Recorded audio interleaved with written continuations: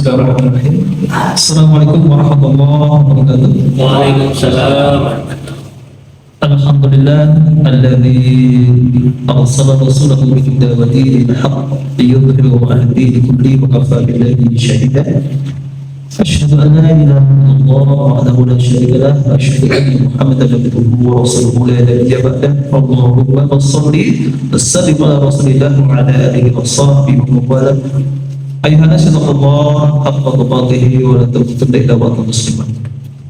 Qala ta'ala a'udzu minasyaitonir rajim. Bismillahirrahmanirrahim.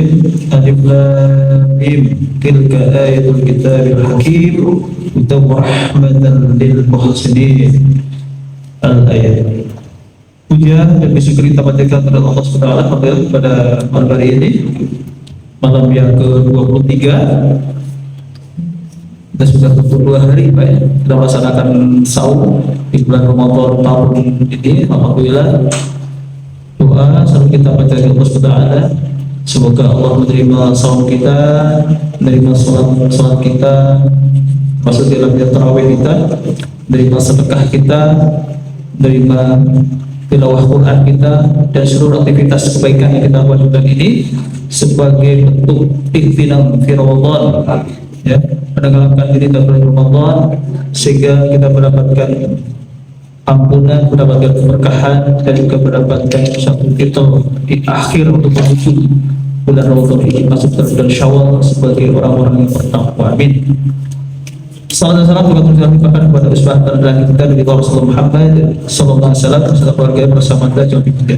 Hadirin rahimakumullah. Dalam Al-Qur'an ada satu surat dengan penamaan seseorang, ya. Bahkan ada beberapa. Yang menarik adalah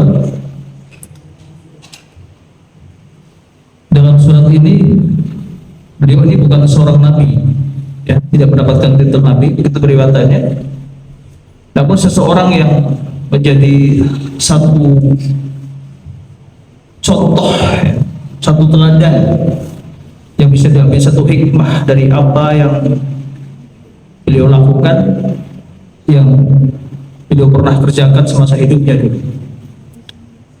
Beliau adalah Luqman, mendapatkan gelar Al-Hakim atau Luqmanul Hakim. Luqman seorang yang sangat bijak, ya, memiliki banyak hikmah. Hakim. Allah membuat penamaan khusus nama beliau yang berikan di dalam satu surah, ya, surat ke-31 yang memiliki 34 ayat, namanya surat Luqman. Alhamdulillah,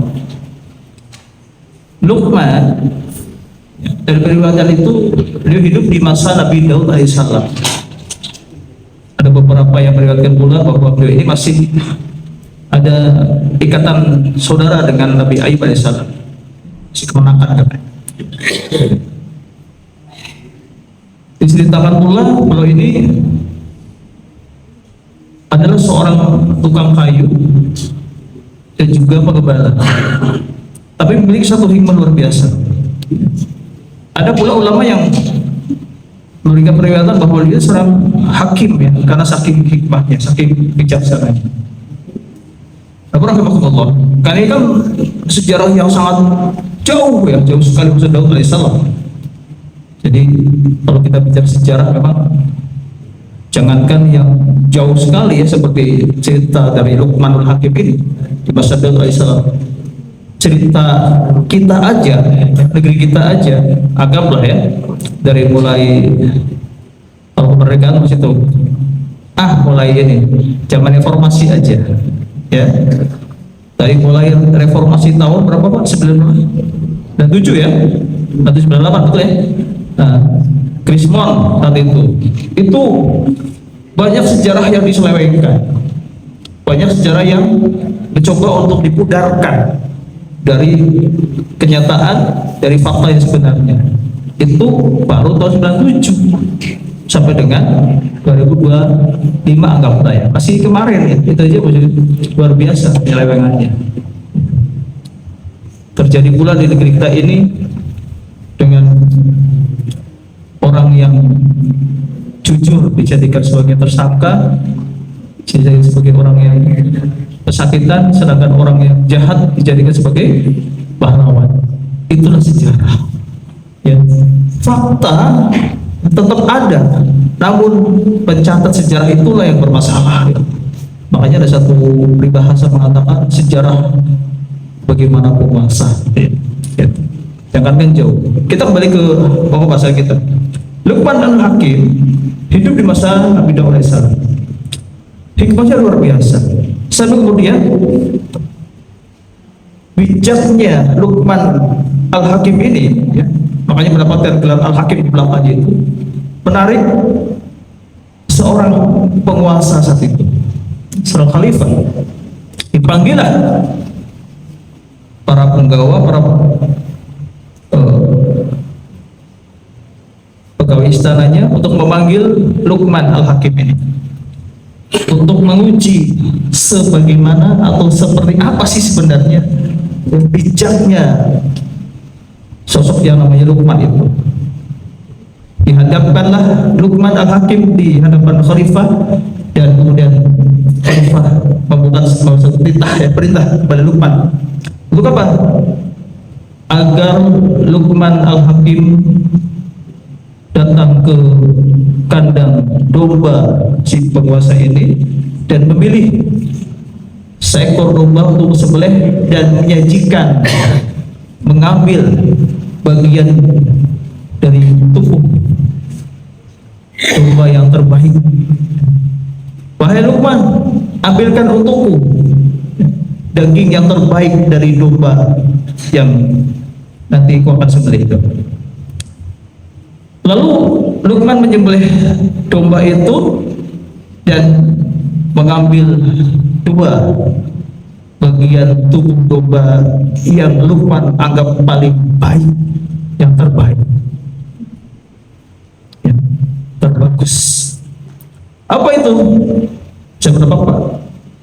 Dua bagian tubuh domba yang terbaik itu adalah pertama lidah, yang kedua hati. Ya. Lidah dan hatinya. Diberikanlah lidah dan hati domba itu kepada sang khalifah. Sang khalifah tidak kemudian berkomentar terhadap hal itu. Wahai Luqman, kalau begitu tolong ambilkan kembali untukku, ya, bagian tubuh dari domba yang terburuk.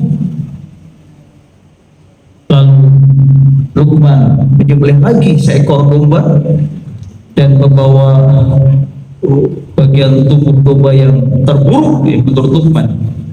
Apa yang dia bawa di hadapan khalifah ini? Dia membawa dua. Yang pertama lidah, yang kedua hati. Raja bertanya kepada Luqman, ya, wahai Luqman, ketika aku perintahkan kau membawa bagian tubuh yang paling baik, kau bawa lidah dan hati. Ketika aku meminta yang paling buruk, kau pun berkata sama, lidah dan hati. Maksudnya apa ini? Kemudian Luqman, itulah ya, luar biasa bijak beliau itu, mengatakan tidak ada sesuatu yang lebih baik dibandingkan dua hal ini, dan tidak ada sesuatu yang lebih buruk, ya, dibandingkan dengan dua yang ini. Dan dua hal inilah yang akan membuat kebaikan, dan dua hal inilah yang akan membuat keburukan. Rahimahullah. Hampir senada dengan yang disampaikan Nabi SAW. Ya, ala inna fil jasadi Allah, idza salahat salahal jasad kullu, wa idza fasadat fasadal jasad kullu. Ingatlah, di dalam setiap jasad ada segumpal daging, ada yang mengatakan segumpal darah. Allah. Apabila segumpal daging ini baik, maka akan baik seluruh badan itu. Apabila segumpal daging ini buruk, maka akan buruk seluruh badan kita. Kalau si daging itu sehat, sehat badan kita. Kalau daging itu buruk, ya, sakit, maka sakit badan kita. Ala, ya ingatlah, ya. Wahiyal qalb, itu adalah hati. Ya. Saya pernah menyampaikan di podium ini, ya, yang lebih tepat untuk mengartikan kata qalbu itu adalah bukan liver, ya, tapi jantung. Kalau jantungnya sehat, maka jasad kita sehat. Kalau jantungnya sakit, maka jasad kita juga ikutan sakit. Dan jantung inilah yang sangat berpengaruh terhadap penyakit-penyakit yang berat dalam diri kita. Darah itu mengalir dari seluruh tubuh, dari ujung kaki sampai ujung kepala kita, membawa satu zat yang bermanfaat untuk tubuh. Kalau ada masalah dengan darah kita, niscaya akan bermasalah pula dengan badan kita. Penyakit diabetes, darah tinggi, apalagi Pak? Asam urat, stroke, ya, luar biasa, ya. Dan juga senada dengan Nabi sampaikan Nabi Sallallahu Alaihi Wasallam bahwa barang siapa orang yang bisa menjaga, ya, sesuatu di antara dua bibirnya dan sesuatu di antara dua pahanya, dakhalal jannah, maka dia pasti akan masuk dalam surga. Apa itu di antara dua bibir? Lidahnya. Orang yang selamat lidahnya, maka dia akan selamat di dunia, dan niscaya dia akan selamat pula di akhirat kelak, akan masuk surga. Rahmatullah, ya. 4 di antara 5 hal yang merusak pahala saum kita itu kaitannya dengan masalah lidah. Ingat satu hadis yang pernah saya sampaikan, ya, menurut Imam Ad-Dalami itu, ya, khamsu yuftirna shaim, 5 hal yang bisa merusak orang yang saum, di mana adalah pahalanya. Yang pertama adalah ghibah. Ghibah urusan lidah, ya. Yang kedua namimah. Apa itu namimah? Saling adu domba, itu juga urusan lidah.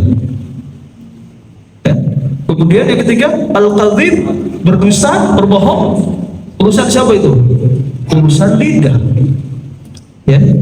Kemudian yang keempat ini diseling, ya, nazar bisyahwat, ini memandang dengan syahwat, baru itu urusan mata. Yang terakhir yaminul kadzibah, bersumpah palsu, bersaksi palsu, urusan siapa itu? Urusan lidah, ya. Yang urusan mata cuma 1, tapi 4 hal ini urusan lidah bisa merusak pahala saum kita. Bahkan, ya, urusan lidah ini luar biasa.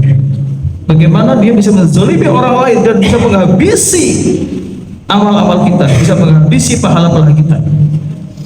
Ada satu hadis yang disampaikan oleh Nabi SAW ketika beliau bertanya kepada para sahabatnya,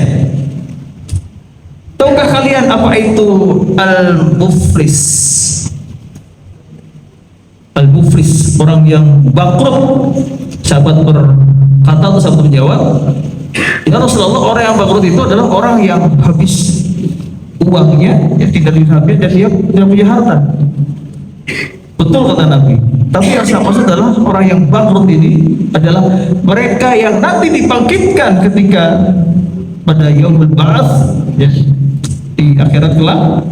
Dia bangga dengan besarnya pahala, besarnya amalan yang pernah dia lakukan di dunia. Pahala sholatnya, pahala hajinya, pahala sedekahnya, pahala saumnya, pahala tilawahnya, dan seterusnya. Dia bangga dengan pahala itu karena saking banyaknya. Namun ketika itu dia diikuti oleh orang-orang yang pernah dia sakiti, pernah dia zalimi, pernah dia gunjing, pernah dia ghibah, pernah dia namimah, dan seterusnya. Kemudian apa? Orang-orang ini meminta pahala-pahala kita. Pahala kita diberikan, gitu, ya, oleh Allah, diberikan pada mereka semua sampai habis.